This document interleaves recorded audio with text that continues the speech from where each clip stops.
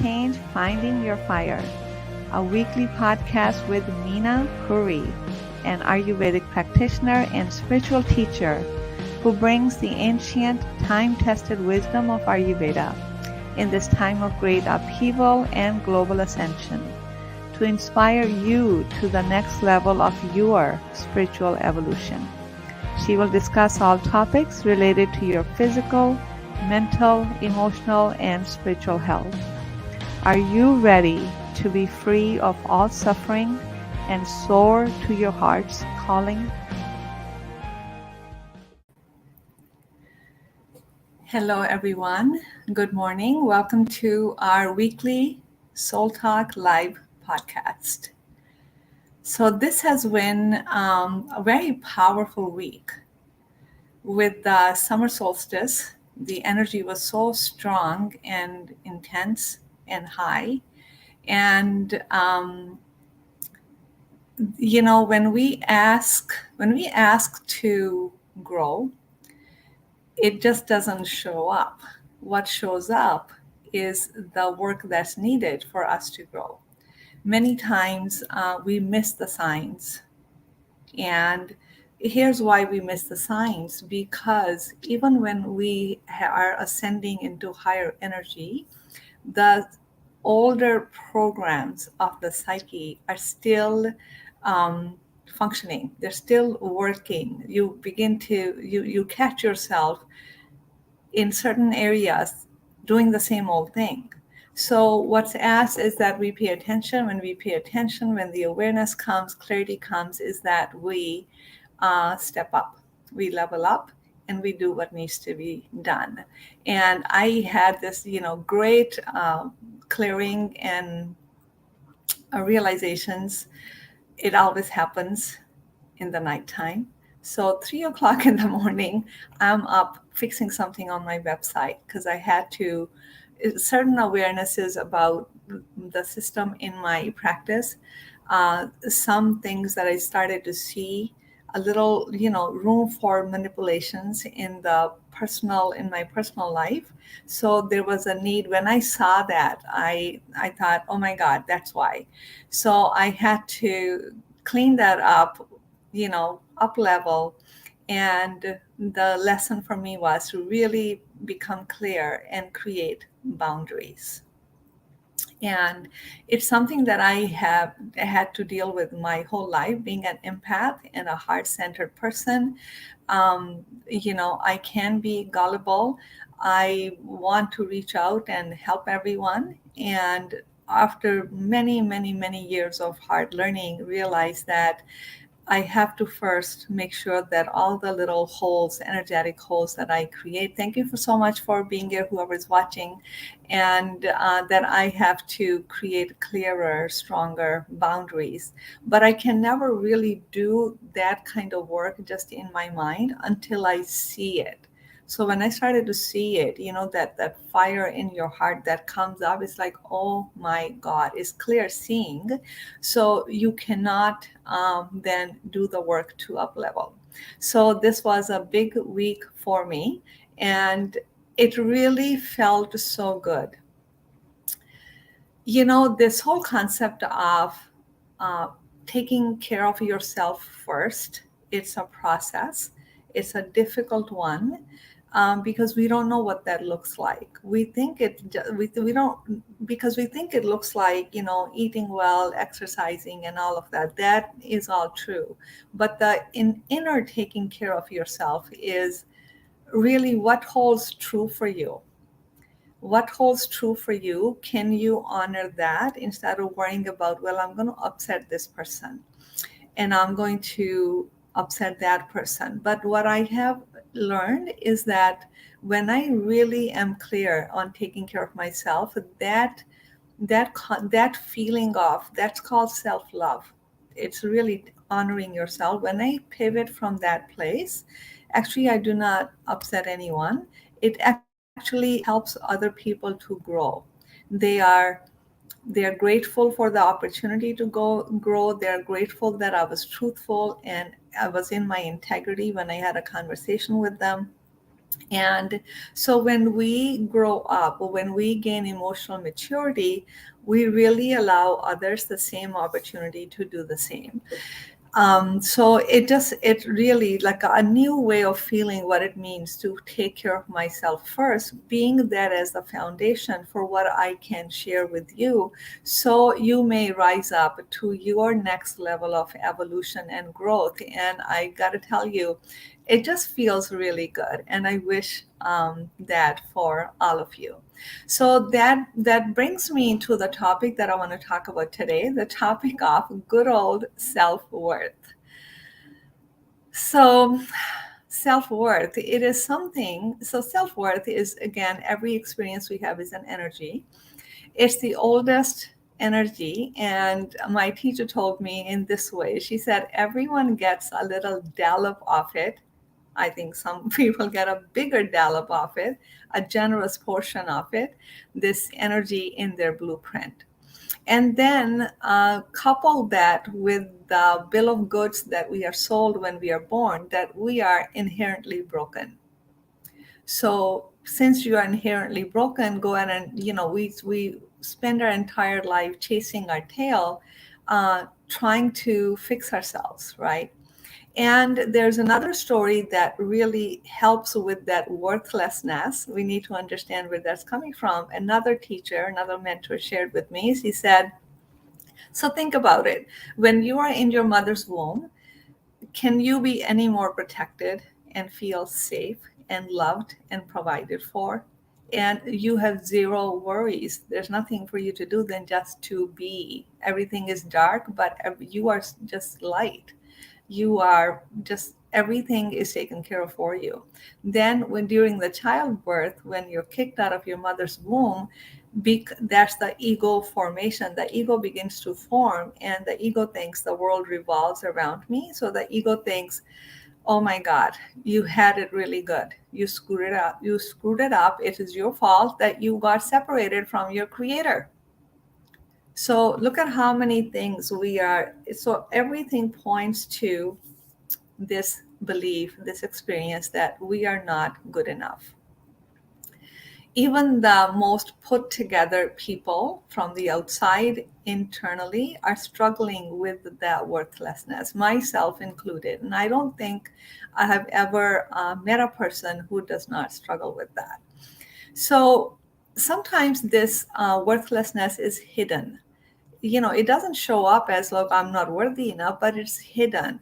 And so I want to, brief you on, like, go through some of the things, some of the ways our worthlessness shows up in our day-to-day life.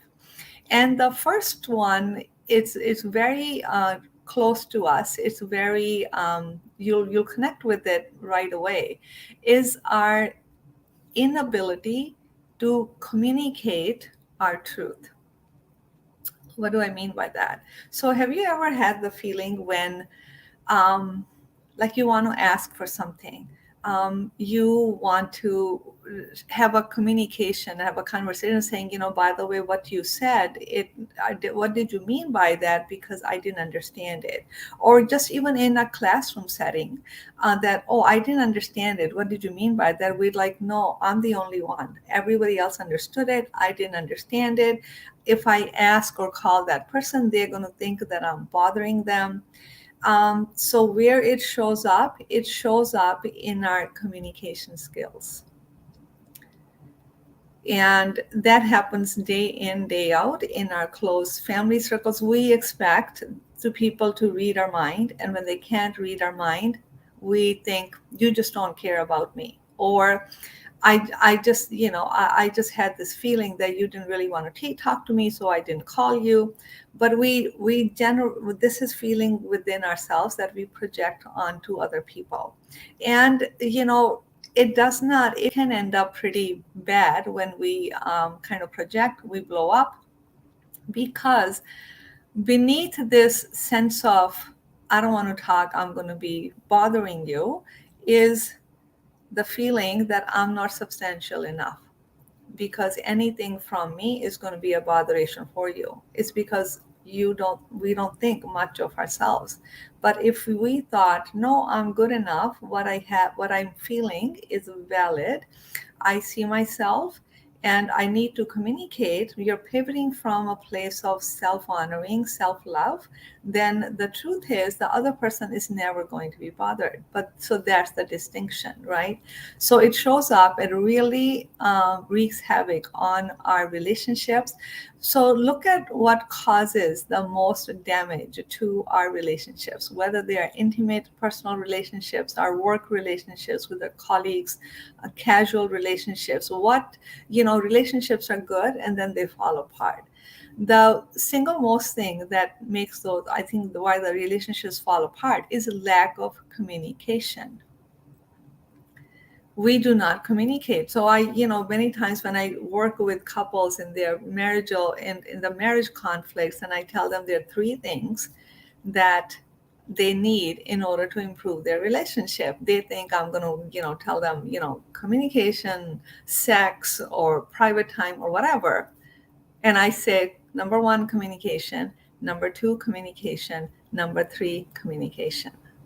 So it is that important. So it shows up when we are not feeling good enough because we feel whatever we ask, whatever we think, whatever we feel is not valued enough because we are not valued, because we are not sure about who we are. So it shows up in our relationships. Tune into, so take a minute to think about how does it, when it shows up in our relationships, could that be I noticed that how it shows up is when there is an opportunity. When there's an opportunity for growth, when there's an opportunity to heal, we ask and pray that, I want to change my life. And then the universe dangles something in front of you and saying, over here, go enroll or go do this. This is going to catalyze your healing. We miss the sign and we keep thinking that no synchronicity, nothing ever shows up for me because, the myth is that when I ask for healing, I'm just going to wake up one day and go home and the world is going to be perfect. It's not like that. I would like it to be like that. But I've gone through hell and back a million times to heal my inner world. Because that kind of healing, it sticks. You grow bit by bit by bit, and the enjoyment of it and the aha moments I get. I'm like, oh my God. And that feels so good because there's a process. You don't bypass the process. You are willing to go through the process, and then it has time to get integrated. So, um, has it shown up in your life where there's opportunities knocking at your door? It could be the career, like I don't like this job, and all of a sudden this little hint of an opportunity comes up, but you don't see it. And if you do see it, you talk yourself out of it thinking they're not going to hire me, they're not going to want me. You talk yourself out of thinking I'm not ready for this healing work. And I have news flash for you. No one is ready for the healing work, but everyone is ready for the healing work. How do we measure readiness? We have no measuring stick to measure the readiness. It's our mind that continuously is doing the loopy conversation, internal self conversation that tells you you're ready, that tells you you're not ready. The truth is, you don't know. You don't know what you're ready because you keep talking yourself out of it, or we keep talking ourselves out of it. So we don't see the opportunity, and it's all coming from not feeling good enough. So good enough is a big topic. It's like, I don't value what I think, feel, say. I don't have a voice. I don't matter. I am isolated. I'm abandoned from love. No one loves me. Everyone abandons me. Who am I to have a healthy, happy life? Who am I to have a really good relationship? It happens to the people over there. It's no one had it in my family. We just live like that. So this is our own inner self-talk. This is how we get a prison. We become a prisoner of our own mind, right? And this is a prison because you put yourself there. You have the power to unlock the lock and get out and free yourself. So just tune in to notice how it shows up how your lack of self-worth shows up. in the opportunities that are in front of you, but we do not see. And so I started talking about, boundaries, something that I struggled with. And a lot of people struggle with that. A lot of heart-centered people struggle with that, but there's another piece to it. Um, this is how sometimes I explain it. Like if you have a diamond ring, right? We don't just take the ring off at night and just toss it somewhere. You have a box. And I know many people, they even insure the diamond ring in case of damage or loss so they can get their money back, because they see the monetary value of it. And many times it's emotional value, it's a personal value, it's non-monetary value. So they really want to protect it. So look at the trouble we go through to protect this ring. Insurance, box, we're conscious of it. So how about yourself, ourselves? Am I not valuable enough that I have some kind of boundaries around me? Right? So a long time ago, I did this podcast where I talked about self-love. So self-love is itself is a boundary. So, why the boundary seems like a jarring concept to the mind, because it feels like you're boxing yourself in, you are becoming isolated, other people are going to get mad at you, who are you going to talk to? Because it's a mental way of, this is our mental concept of boundaries. The visual is there's a wall. And that's one of the reasons why I struggle with it, because that didn't sound or feel good to me. I don't want to do that. I don't want to be isolated. I want to be open and expanding around the people around me. So, but I think like the when you begin to honor yourself, self honor, it naturally places a boundary around you. How does that show up? So if I value what I think and feel, I really value it. I see it. I understand it's valid. I can easily communicate that. If it is about another person, there's no apologies, because it's coming from your truth, saying this is how I feel, and this is what I can or cannot do, or whatever the situation might be. And one of the things that I have learned, no one can ever argue with your truth. They may not like it, they may not even agree with it, but they cannot argue with what your truth is. So when we are able to speak our truth without apologizing, we're pivoting from a place of love. It is just that. There's no need to even explain. There's no need to justify. It is what it is. That's how the truth sets us free.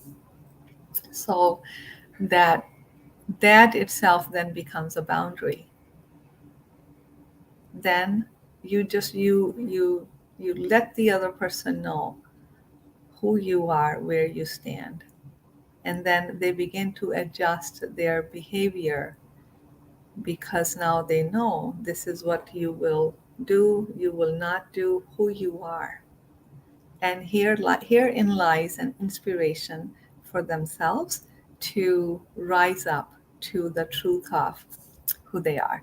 So that kind of boundaries, it feels better to me than those, draw a line in the sand that feels too rigid. So I think the boundaries is there's room for adjustment. There's room for conversation. There's room for understanding. That's what this is about, right? When we recognize our self-worth, we are willing to have a conversation. Without the self-worth, we argue, we project, we blame, we create an emotional drama. No one benefits from that, right? So we're able to have a conversation. So many times in our daily life, I have witnessed that in our work situations or personal situation, where the pain is there, but no one will come up and just simply state it or simply communicate it. But they keep making backhanded comments, or they go behind your back, or they say something hurtful, or they either pull away, withdraw, or they blow up on you.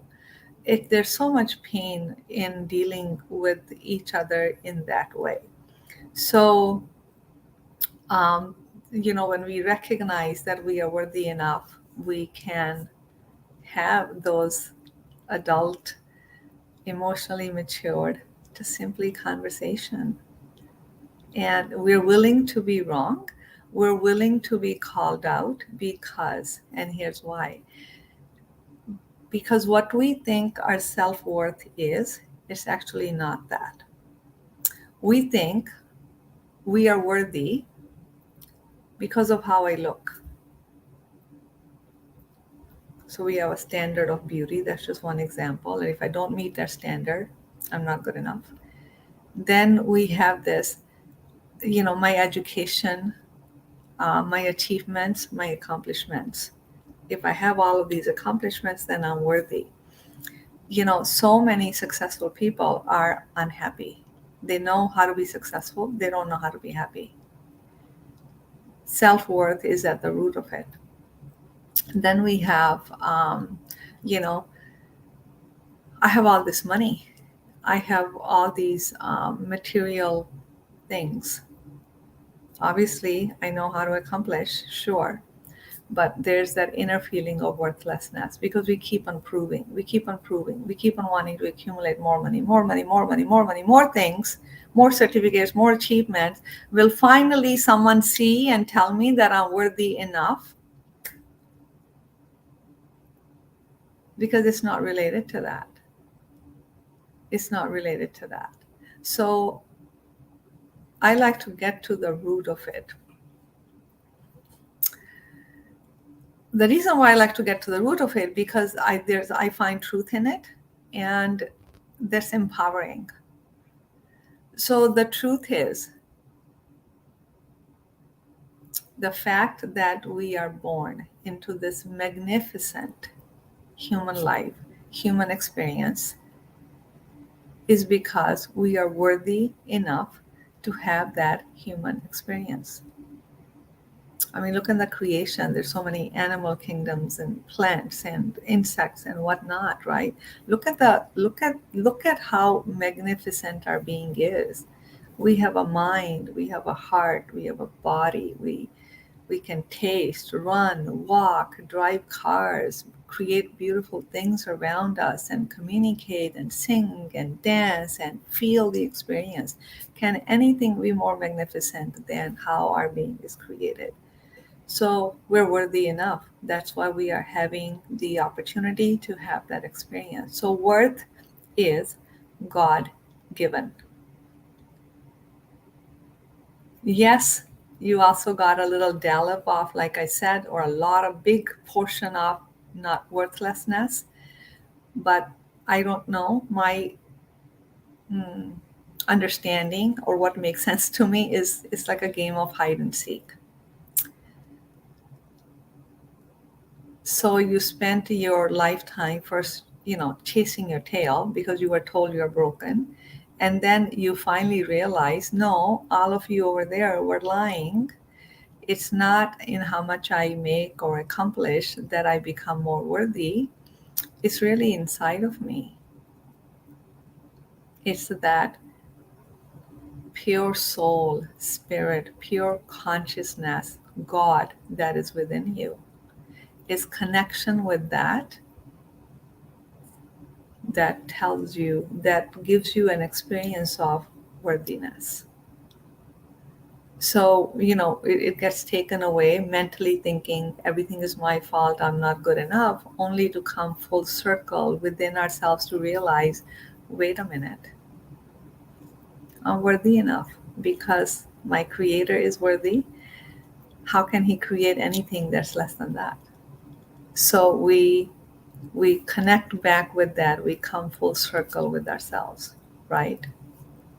And so when we are worthy enough, when we have that, the real confidence, a real connection with ourselves, um, We're willing to be wrong. We're willing to take the chance to have a conversation and open our heart, even if someone points out, you were wrong there. You're willing to be wrong because your worthiness is not attached to you always being right. Your worthiness is not attached to you always knowing everything. That's a trap. That's a trap we get into, right? So we are able to have the conversations, we're able to build, create relationships, community. We matter. We feel substantial enough. We feel our story is substantial enough, it's worth sharing enough. So we pivot from such a different place. And then when the synchronicities happen, when the universe brings something in your life and say, over here, we don't miss that opportunity. We take it. We don't ask twice because we realize that that's the path. That's the path for me to become more and more of who I am. We don't miss those opportunities. So that's how we continue to grow, continue to evolve, and talk about boundaries. There's nothing we have to protect because the fear that someone is going to take away is no longer there. How can anybody take away your connection with the truth of who you are? No one can. So there's nothing to fear. There's nothing to fear. There's no boundaries because it does take continuous awareness and consciousness that you're not being taken advantage of. But I believe that what is inside is what gets played out in the outside. The fear of, oh, someone is going to take advantage of me, is actually going to attract someone to take advantage of you. So we turn that around thinking, no, I'm happy to share because I have so much of it. So if someone is not taking advantage, if you feel like someone is taking advantage, I begin to sense this, a little slight manipulation. I begin to sense that, my energy dims down a little. And that's a clue to me saying that, this transaction over here is not, I need to look into. I don't want that transaction. So we're willing to speak up. So with that, what are your thoughts? How does self-worth or lack of shows up in your life? Put in the comment section below, and I would love to hear it. It's good to have conversations. And another reason why this was a good week, I totally forgot to share that with you in the beginning. We're having such a momentum on our Intelligence of Emotions webinars. I'm honestly blown away. And another thing that I'm really blown away by, that there were 3 webinars that I planned. I just picked Tuesday because Tuesday is a day for me, but I can. So I said Tuesday. I had no idea the days that I was picking. I just said, this is how scheduled, June 14th, 21st, and 28th. And it turned out June 14th was full moon, June 21st was summer solstice, and June 28th is new moon. So my interpretation of this beautiful alignment and synchronicity is that God is blessing the work. God is blessing my work. And he's telling me, keep going, keep sharing, keep talking. So I'm just so pleased and just, this is what happens. How things show up in your life, you can never imagine. It seems like a little thing, but to me, it's such a big thing. I'm in awe of it, that how in the world, I could have picked Wednesdays. How in the world we picked all 3 Tuesdays, and they happen to be these such astrologically, energetically, phenomenally big, energetic days. So, okay, so that was my excitement. And So what I want to share with you. So the third and the last webinar is on June 28th, Tuesday again, 3 p.m. EST time, and I want you to sign up. And in that webinar, we're going to be talking about it from emotional addiction, emotional resiliency, emotional freedom, all the good stuff. We've been continuing to go deeper and have these conversations that perhaps we may not have had before, but now we need to have those conversations. We need to have conversations of our inner world. So the link is going to be below the video. Go ahead and sign up. Go ahead and register for it. Even if there's a time conflict, register anyway so you get the replay. So yeah, I'm really, that was another reason why this week and this whole time has been such a powerful time. I'm just amazed. And what else? What else can I talk about? Oh, and in my book, Wake Up and Heal, I do talk about self-worth. There's a chapter on it. These chapters are not like your 100-page chapters. These chapters are really, I get to the point in a very quick way. It's like page and a half or 2 pages. It's called self-worth because it's it's something that all of us struggle with. So get that book on Amazon or get a digital copy on my website, ayurvedichealingcenter.com. And with that, so, I am going to be lighting, Palo Santo wood. Sometimes I clear the house with sage, but today I feel like the energy is so clear. I want to maintain it. So I have this Palo Santo wood that I'm going to burn. So it sustains that beautiful energy. And also, I'm not an astrologer, but I tune into it to just, understand a little bit. There are 5 planets that are aligning. The planets are Venus, Mars, Saturn, Jupiter, Mercury. So for me, that is beauty, the introspection, the inner work, the inner intelligence, the inspiration to take action, that's Mars. Jupiter is the expansive energy of your heart.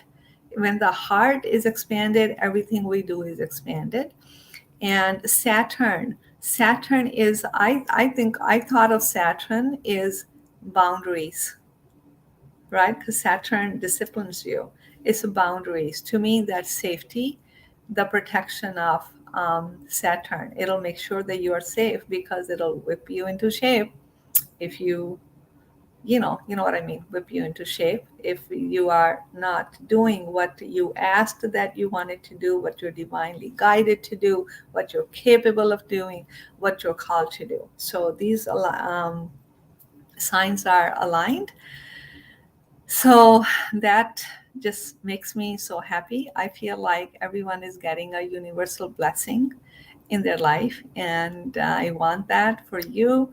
I want that for the world. I want that for us. It's time to be happy again. It's time to be joyous again. It's time to connect again, bring communities together again. So we need that. So with that, I will go ahead and take your leave. This again, I do invite you to register for the webinar coming up on the new moon day next Tuesday, and I look forward to seeing you there. Thank you so much for tuning in, and until next week. Thank you for listening to Igniting Change, Finding Your Fire. If you enjoyed this episode, don't forget to hit the like and subscribe button, and we look forward to being with you next week.